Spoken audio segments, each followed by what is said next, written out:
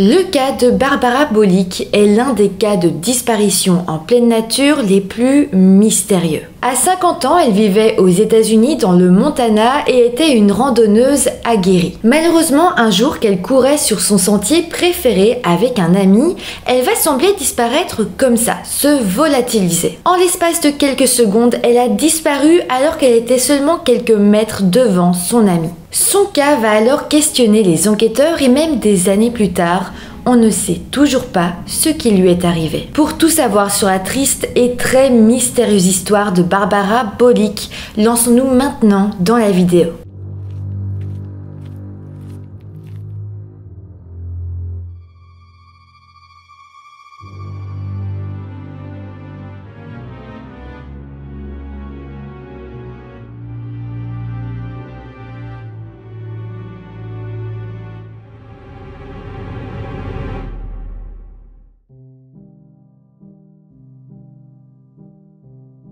Hello tout le monde, j'espère que vous allez bien. Aujourd'hui, je vous retrouve avec un cas extrêmement mystérieux. C'est une histoire de disparition qui passionne aujourd'hui les Américains tellement elle est mystérieuse. Beaucoup ont parlé de paranormal, d'enlèvement extraterrestre. Nous ici, dans cette vidéo, on va essayer de se concentrer sur des théories plus probables, plus terre à terre, on va dire. Mais c'est vrai que le cas est tellement bizarre que certains pensent qu'il s'agit d'une disparition paranormal. Avant de commencer, comme d'habitude, je vous rappelle de vous abonner à la chaîne si ce n'est pas encore fait. Merci à tous ceux qui le feront, merci à tous ceux qui sont déjà abonnés. N'hésitez pas non plus à aller faire un tour sur mon compte Instagram si vous avez envie de suivre ma petite vie au quotidien. Et maintenant que tout ça est dit, eh bien, lançons-nous dans cette triste affaire. Barbara Assunta Bolick est née le 25 août 1951 aux États-Unis, dans l'état du New Jersey. On sait qu'alors qu'elle était encore jeune, Barbara a rencontré son futur mari, un homme qui s'appelait Carl Bolick et qui à l'époque était militaire dans l'armée de l'air. Après leur mariage, Carl avait pris sa retraite de militaire et avait alors commencé à travailler pour la banque JP Morgan Chase à New York. Je ne sais pas vraiment si Barbara travaillait, mais j'ai lu que le couple avait décidé de prendre sa retraite, leur réelle retraite, en 2001. Ça me paraît quand même assez tôt vu qu'en 2001, Barbara n'avait que 50 ans. Alors je sais pas exactement quel âge avait Carl, mais dans tous les cas, pour prendre leur retraite aussitôt, je pense que le couple devait être assez à l'aise financièrement. En tout cas, en 2001, le couple avait alors décidé d'emménager dans l'état du Montana, dans la ville de Corvallis. Il faut savoir que Carl était originaire du Montana et c'était donc pour lui une vraie joie de retourner dans l'état de son enfance. Barbara, de son côté, n'avait jamais été dans le Montana, par contre, elle était passionnée de randonnée et justement dans les alentours de la ville de Corvallis, il y avait de beaux chemins où faire des randonnées. Elle avait d'ailleurs assez vite pris goût à son nouveau mode de vie et elle allait assez régulièrement se balader dans la vallée voisine de Bitterroot. Par contre, il faut savoir que Barbara était une femme très prudente. Elle savait qu'elle pouvait se retrouver en danger en étant seule sur des longs chemins de randonnée et donc, lorsqu'elle partait, elle prenait toujours avec elle un sac à dos contenant de la nourriture, de l'eau et un revolver Magnum 357 pour se protéger. Si elle prenait un revolver avec elle, c'était pas forcément pour s'en servir contre un homme ou une femme, mais c'est surtout parce qu'elle savait que le Montana abritait une grande variété d'animaux sauvages, notamment des ours, des pumas, des crotales et des élans. Donc on peut comprendre que Barbara s'armait par précaution, parce que si elle se retrouvait face à un ours et qu'il décidait de l'attaquer, elle avait quand même plus de chances de survie avec un revolver. En plus de ça, pour prouver à quel point Barbara était prudente, il faut savoir qu'il y avait pas mal de falaises dans la région, mais comme elle avait le vertige, elle faisait en sorte de jamais aller trop près du bord, de jamais prendre de risques et surtout de prendre des sentiers où il y avait le moins de falaises possible. Donc oui, Barbara adorait la randonnée, elle allait souvent se promener dans les grands espaces verts, mais elle faisait toujours très attention. Mais donc pour en revenir au couple de Carl et Barbara, ils se sont directement plu dans leur nouvelle demeure. D'ailleurs, les choses vont rester aussi belles pendant plusieurs années. En 2007, Barbara avait à présent 55 ans et s'était lancée dans pas mal de projets. Par exemple, elle avait décidé de prendre des cours de pilotage et elle était vraiment impatiente d'obtenir son brevet. Mais ce n'est pas tout, elle avait aussi décidé d'apprendre à skier. Selon Carl, à ce moment-là, sa femme semblait très heureuse autant dans sa vie personnelle, elle s'épanouissait beaucoup, mais aussi dans leur couple, tout se passait bien entre deux. Vraiment, ils avaient une très belle vie, une très belle retraite. Mais à présent, parlons du mois de juillet 2007.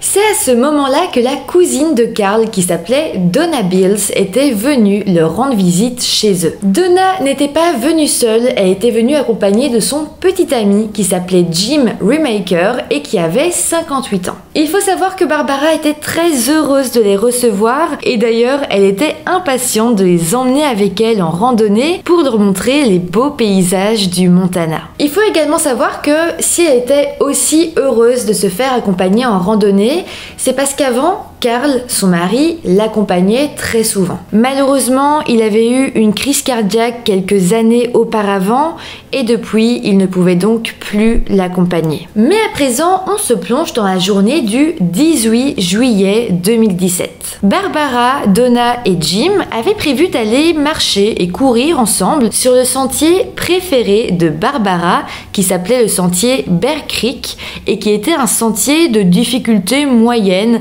de plus ou moins 4,2 km situé proche de la ville de Victor à environ une vingtaine de minutes en voiture de la maison de Barbara. Mais voilà, ce matin-là, Barbara se prépare pour aller en randonnée, mais Donna, donc la cousine de Carl, va lui dire que finalement, elle ne veut plus y aller. En fait, la veille, ils avaient tous un petit peu fait la fête, ils avaient bu pas mal d'alcool, et Donna avait une très grosse gueule de bois. Elle se sentait pas du tout d'aller faire une énorme randonnée, de courir, de marcher, et donc elle avait dit que voilà, elle préférait rester à la maison pour se reposer. Mais bon, Barbara était toujours motivée et Jim, donc le petit ami de Donna, avait lui aussi toujours autant envie d'y aller. Ils se sont donc dit qu'ils allaient y aller à deux et avant de partir, Barbara a réveillé son mari, donc Carl, pour lui dire qu'elle allait partir juste avec Jim au sentier. Chose importante aussi que Barbara a dit à son mari, c'est qu'elle ne comptait pas rester trop longtemps là-bas et qu'elle ne rentrerait pas trop tard à la maison. Suite à ça, Barbara et Jim sont donc partis en voiture. À ce moment-là, il était entre 8h30 et 9h du matin, mais malheureusement après ça, Barbara ne rentrera jamais. Du côté de Carl, une fois réveillé, eh bien, il a passé la matinée à travailler sur un projet de menuiserie et puis vers midi à peu près, Donna, qui était restée pour se reposer jusque-là, a commencé quand même à s'inquiéter. En fait, elle se disait que ça faisait déjà un bon moment que Jim et Barbara étaient partis. En soi, ils étaient partis vers 8h30, 9h. Le sentier, c'était 4,5 km aller, 4,5 km retour. Et là, il commençait à être midi, midi et demi. Donc clairement, elle se disait qu'il devait rentrer très bientôt. Donna avait donc parlé de ses inquiétudes à Carl qui l'avait directement rassuré. Il lui avait dit que sa femme était une randonneuse très expérimentée et qu'elle connaissait parfaitement le sentier où elle avait emmené Jim et il avait donc vraiment dit à Donna qu'elle ne devait pas s'inquiéter et qu'ils allaient sans aucun doute rentrer d'une minute à l'autre. Il était midi, midi et demi, ça paraissait probable qu'ils reviennent plus ou moins vers 13h. Mais après ça, le temps va encore passer et un petit peu avant 14h, Donna va réellement commencer à paniquer parce que là, eh bien, Jim et Barbara n'étaient toujours pas rentrés et ça lui paraissait réellement bizarre. Elle paniquait réellement et elle avait donc demandé à Carl s'il était possible d'appeler la police. Carl allait le faire, mais à 14h pile, son téléphone va sonner. Carl se rappelle qu'il s'agissait d'un numéro qu'il ne connaissait pas et que lorsqu'il avait décroché, il avait entendu une voix inconnue. Voilà ce que Carl expliquera plus tard. C'était une policière des services forestiers. Elle m'a demandé si le nom de ma femme était Barbara et j'ai tout de suite pensé qu'il s'était passé quelque chose de terrible. La policière va également annoncer à Carl qu'un petit peu plus tôt, Jim, qui était censé faire sa randonnée avec Barbara, avait été à un commissariat de police et avait signalé lui-même la disparition de Barbara. Carl s'était alors immédiatement rendu sur place en espérant que d'ici son arrivée, sa femme serait localisée, mais lorsqu'il est arrivé sur place, eh bien Barbara était toujours portée disparue. Alors, Jim va bien évidemment être interrogé et il va alors expliquer que lui et Barbara avaient parcouru tous les deux le sentier de Bear Creek et puis qu'ils s'étaient arrêtés pour manger un morceau. C'était à ce moment-là qu'ils avaient croisé d'autres randonneurs. Selon Jim, il s'agissait de deux hommes et ils avaient alors discuté tous ensemble pendant environ une demi-heure tout en admirant le paysage. Jim ne précisera pas vraiment à quelle heure ces deux hommes étaient partis. Par contre, il précisera que lui et Barbara s'étaient remis en route à 11h30. C'est donc à ce moment-là qu'ils avaient décidé de retourner sur leurs pas pour aller rejoindre la voiture. Selon Jim, Barbara marchait plus ou moins 6 à 9 mètres devant lui. Lui, il était un petit peu plus lent et il dira qu'à un moment donné, il s'était arrêté pour faire une petite pause, qu'il s'était tourné pour admirer le paysage et que cette pause avait duré à peu près 45 secondes, donc même pas une minute. Mais voilà, il dira qu'en repartant, il s'était alors rendu compte que Barbara n'était plus là devant lui. Jim dira donc qu'il s'était mis à la chercher dans les environs, il l'avait appelée, mais il n'avait reçu aucune réponse et n'avait pas su retrouver sa trace. En fait, Jim dira que c'était comme si d'un coup, Barbara s'était évaporée. Jim avait donc parcouru tout seul les 4,5 km pour retourner au début du sentier et pour rejoindre sa voiture. Il espérait peut-être croiser Barbara sur la route ou même la retrouver à la voiture, mais malheureusement ce ne fut pas le cas. Par contre, sur place, il va croiser des ouvriers et Jim leur avait alors demandé s'ils n'avaient pas vu Barbara. Il leur avait d'ailleurs donné une brève description d'elle, mais les ouvriers diront ne pas l'avoir vue. En soi, on sait que ces ouvriers étaient bel et bien là le jour de la disparition de Barbara. Par contre, on ne sait pas vraiment à quelle heure ils sont arrivés, donc c'est possible que Barbara soit passée par là, mais que les ouvriers n'étaient pas encore arrivés et donc ils ne l'aient pas vue. Quoi qu'il en soit, c'est après ça que Jim avait pris la décision de signaler la disparition de Barbara à la police et donc juste après ça, de grandes recherches avaient été lancées pour tenter de la retrouver. Carl, le mari de Barbara, était alors resté sur le sentier de Bear Creek jusqu'à minuit. Il l'avait parcouru en long, en large et en travers, mais n'avait malheureusement pas réussi à retrouver sa femme. Au final, ce sont même les agents de police qui avaient dû le pousser à rentrer chez lui et à se reposer. Mais le lendemain matin, Carl est revenu sur place, cette fois accompagné d'amis et de voisins qui l'ont alors aidé dans sa recherche. Dans les jours qui ont suivi, plusieurs équipes de recherche et de sauvetage au sol accompagnées de chiens pisteurs ont également été mobilisées. Des avions ont aussi survolé la zone tout en utilisant l'imagerie infrarouge et technique. Grâce à ça, ils avaient donc plus de chances de localiser Barbara, de localiser un corps chaud s'il était perdu quelque part dans la forêt, dans les montagnes ou quelque part dans cette zone boisée. Mais bon, malheureusement, même avec cette technologie, eh bien, rien n'a été retrouvé. On n'a pas retrouvé la trace de Barbara, mais on n'a pas non plus retrouvé son sac à dos, des vêtements ou quoi que ce soit. Il y avait strictement rien. Ce qui est fou ici, c'est que, oui, Barbara avait disparu, mais en plus de ça, la police n'a trouvé strictement aucune trace montrant que Barbara avait bel et bien été présente sur le sentier le jour de sa disparition. Pour vous dire, les chiens pisteurs n'ont même pas senti son odeur sur le sentier, c'était en soi comme si elle ne s'y était jamais rendue. Au final, après ça, plusieurs semaines vont passer et après plusieurs recherches intensives, le shérif du comté de Ravalli a déclaré que la disparition de Barbara Bolick était un mystère. Lors d'une conférence, il dira d'ailleurs « Nous sommes perplexes. Nous avons passé au peigne fin la zone à proximité du lieu de la disparition. Aucune trace n'a été trouvée.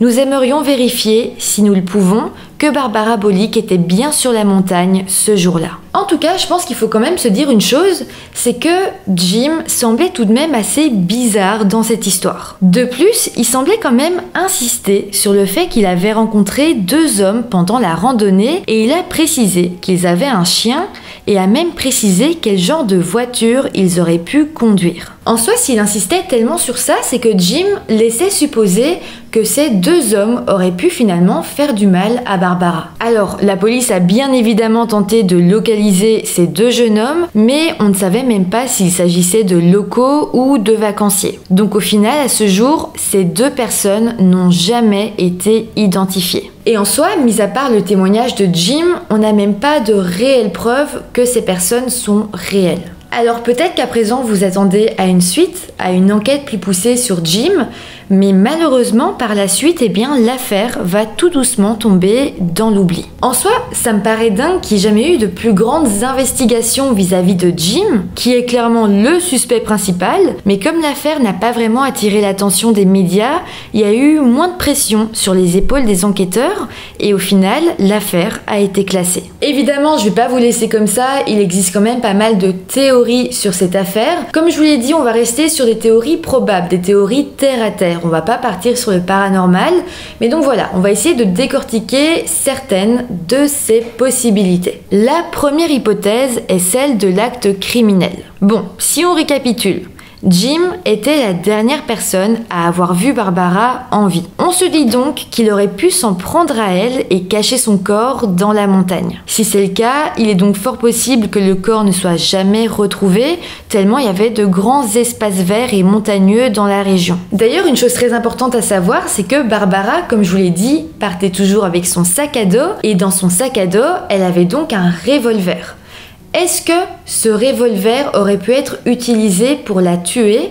Ça reste également une possibilité vu que ni son sac, ni le revolver, ni quoi que ce soit n'a jamais été retrouvé. Si effectivement il y a eu un acte criminel, ça s'est soit passé sur le sentier, mais il y a aussi de fortes chances que ça se soit passé avant même que Barbara et Jim n'atteignent ce sentier. Ça pourrait d'ailleurs expliquer pourquoi les chiens de recherche n'ont pas senti l'odeur de Barbara sur le sentier. Il est possible en soi que Jim ou quelqu'un d'autre, mais bon, on pense plus à Jim, ait fait du mal à Barbara alors même qu'ils étaient encore en voiture par exemple. Pour vous donner un peu plus de détails, on sait que le jour de la disparition, Jim et Barbara avaient donc quitté la maison vers 8h30, 9h du matin et qu'ils avaient roulé jusqu'au début du sentier avec la voiture de location de Jim. D'ailleurs, c'est très important de noter qu'il s'agissait d'une voiture de location, pas la voiture personnelle de Jim ou de Barbara, et que cette voiture n'a jamais été fouillée. Mais donc, il y a une possibilité qu'une dispute ait pu éclater dans le véhicule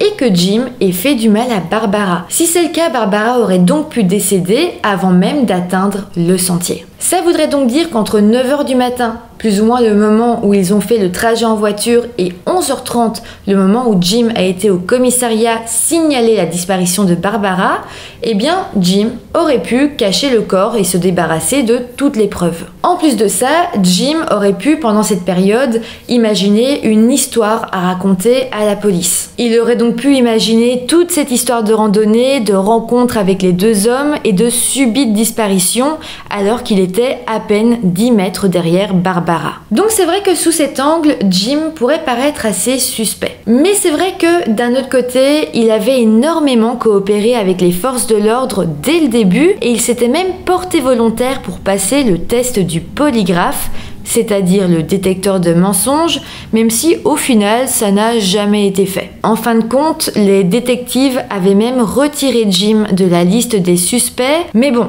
quand on y pense, il n'y a pas vraiment eu de réelle enquête sur lui. Donc même si, selon les rapports officiels, il n'est plus du tout suspect dans l'affaire, on peut quand même continuer à se poser des questions et je trouve ça assez légitime. Mais bon, à présent parlons d'une autre théorie. Certains pensent que Barbara aurait pu être victime d'une attaque d'animal sauvage. Donc oui, c'est possible, comme je vous l'ai dit, il y avait beaucoup d'animaux sauvages dans la région, notamment des ours, mais si réellement elle avait été attaquée, on se dit qu'on aurait pu en voir des traces. Je veux dire, si quelqu'un se fait attaquer par un ours ou par un autre animal, on aurait sans doute trouvé des traces de sang, on aurait pu trouver des vêtements déchirés, le sac à dos abandonné quelque part, sauf que là, il n'y avait tout simplement rien. De plus, si vraiment Barbara avait été attaquée par un animal, Jim aurait dû entendre des cris, du bruit ou quelque chose du genre. Mais là encore, Jim dira n'avoir strictement rien entendu. Dans un même genre, certains pensent également que Barbara aurait pu tomber dans un trou ou dans une falaise et n'aurait donc pas eu le temps de crier. Mais comme je vous l'ai dit également, Barbara avait le vertige, elle avait très peur des hauteurs et c'est vrai qu'elle connaissait très bien ce sentier et donc elle était habituée à ne pas s'approcher des endroits où elle pourrait tomber. Oui, elle savait qu'il y avait des endroits dangereux sur ce sentier, des endroits où il était facile de tomber, mais donc comme elle le savait, elle ne s'approchait pas de ces endroits-là et donc en soi ça paraît peu probable qu'elle se soit approchée d'une falaise. Après, certains pensent tout de même qu'elle aurait pu glisser, que son pied aurait pu déraper quelque part et qu'elle serait quand même tombée. C'est vrai qu'elle était en montagne, le risque zéro n'existe pas et elle aurait pu être surprise et donc ne pas avoir le temps de crier. À ce moment-là, certains pensent qu'elle aurait pu être coincée dans une sorte de crevasse ou dans une grotte, qu'elle n'aurait donc pas été visible par l'équipe de chercheurs et qu'elle serait donc finalement décédée. Effectivement, ça reste une théorie probable, même si, selon les équipes de chercheurs, selon la famille de Barbara, ils ont vraiment regardé partout et si elle avait glissé quelque part, ils l'auraient vue. Mais bon, je me dis aussi qu'elle aurait pu ne vraiment pas avoir de chance, glisser et être réellement bien cachée quelque part. Alors, il y a encore une autre théorie selon laquelle Barbara se serait enfouie afin de commencer une nouvelle vie. En soi, quand des personnes disparaissent comme ça, sans laisser de traces, la police pense souvent qu'il s'agit d'une disparition volontaire. Les enquêteurs s'étaient alors demandé si Barbara n'avait pas décidé de laisser sa vie derrière elle et de prendre un nouveau départ. Mais c'est vrai que là encore, comme pour les autres théories, ça paraît quand même peu probable. Je vous l'ai dit, mais Barbara semblait très satisfaite dans sa vie. De plus, si elle avait vraiment voulu partir, c'était bizarre qu'elle ait laissé derrière elle son portefeuille avec sa carte d'identité et également son passeport et puis plein d'autres objets de valeur. Il faut aussi savoir que Barbara avait un chien et un chat qu'elle adorait plus que tout et elle serait peut-être pas partie sans eux. Mais même en dehors de ça, on sait que Barbara avait pas mal de projets, elle avait ses cours de pilotage, ses cours de ski et en plus de ça, elle et Carl avaient prévu un voyage en automne sur la Riviera mexicaine et elle disait très souvent qu'elle se réjouissait énormément de ce voyage. Donc en soi, si on s'y penche 2 minutes, Barbara n'avait pas vraiment de raison de vouloir partir et de changer de vie. Au final, son cas a été répertorié comme un cas de Missing 411. C'est une classification qui répertorie les cas de disparition dans lesquels des personnes ont disparu dans des parcs nationaux ou d'autres zones de sauvetage. D'ailleurs, David Pollitt, un auteur de livres à ce sujet, a donné une interview à propos de ce cas et il dira: « Je connais très bien l'affaire, j'ai même interrogé l'homme avec qui elle était il y a probablement 6 ou 7 ans. Certains pensent qu'il s'agit d'un cas purement criminel. Je n'ai pas encore d'opinion à ce sujet. » Sinon, pour ce qui est de Carl, le mari de Barbara, sa disparition l'a totalement détruit. Il a eu du mal à manger, du mal à dormir pendant des semaines et il a même fini par perdre 16 kilos au cours de l'été de la disparition. Des années plus tard, il a d'ailleurs pris la parole en disant « Je ne pouvais tout simplement pas l'accepter. Je savais qu'elle allait se montrer d'une manière ou d'une autre, mais cela n'est pas arrivé. Cela n'est toujours pas arrivé. Je n'ai pas de réponse. J'aimerais bien les avoir. Il n'y a tout simplement rien. C'est ce qui est déroutant. » Malheureusement, après la disparition, Donna et Jim se sont fortement éloignés de Carl, qui lui a fini sa vie isolé et est finalement décédé en 2021 à l'âge de 80 ans. Voilà, c'est comme ça que se termine cette histoire totalement mystérieuse. Personnellement, je sais pas trop quoi en penser. C'est vrai que pour moi, Jim a potentiellement quelque chose à se reprocher dans l'affaire. Ça me paraît quand même bizarre, même si la police a, elle, décidé qu'il n'était pas suspect. En tout cas, il y a ces théories-là, puis comme je vous l'ai dit, il y a des théories paranormales. Certains pensent qu'elle a été enlevée par des ovnis, d'autres qu'elle a changé de dimension ou quelque chose comme ça. Voilà, il y a quand même pas mal de possibilités, pas mal de personnes qui se font une idée sur cette histoire. Mais en tout cas, l'affaire est tellement mystérieuse que ça laisse beaucoup de gens se faire des films. En tout cas, vous, n'hésitez pas à me donner vos théories en commentaire. N'hésitez pas non plus à mettre des petits pouces en l'air si cette histoire vous a intéressé, à vous abonner à la chaîne. Et moi, je vous dis à très bientôt pour une autre vidéo. Bye!